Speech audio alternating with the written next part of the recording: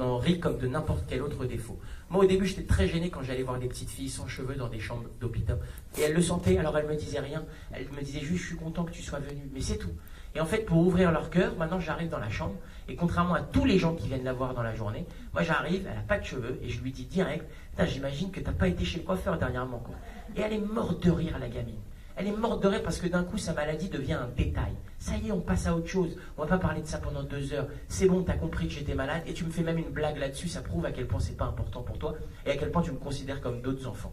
Ça, c'était vraiment le premier message qu'on avait envie de faire passer à travers l'humour, c'est-à-dire considérer les enfants malades comme le monde. Vous avez un cancer, et ben nous on considère que c'est un bouton. Et c'est un bouton qui va partir avec la crème. Et le deuxième message qui était important pour nous à faire transmettre réellement dans ce film, je m'excuse, je suis un peu long, désolé Edouard. Je t'écoute, hein, ça va. C'était le fait, la notion que ces enfants, ces ados sont des héros. Il faut savoir que pour certains, ils ont 20 traitements par jour à l'hôpital.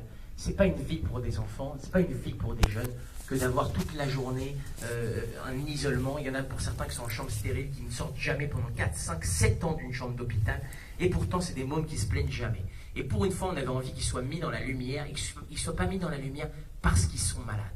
D'où l'idée du braquage qui rentrait parfaitement là-dedans, parce que d'un coup, notre héros, et je peux vous en parler parce que vous avez vu le film, notre héros à la fin, il meurt pas comme un enfant malade.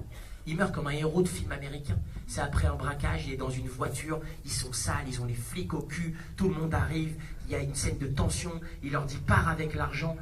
Il meurt comme Bruce Willis dans Die Hard, quoi. Il meurt pas comme un enfant malade à l'hôpital Saint-Louis du coin, avec tristesse et les parents qui pleurent à côté. Et c'est ça qu'on voulait. On voulait faire sentir la notion de héros chez ces enfants.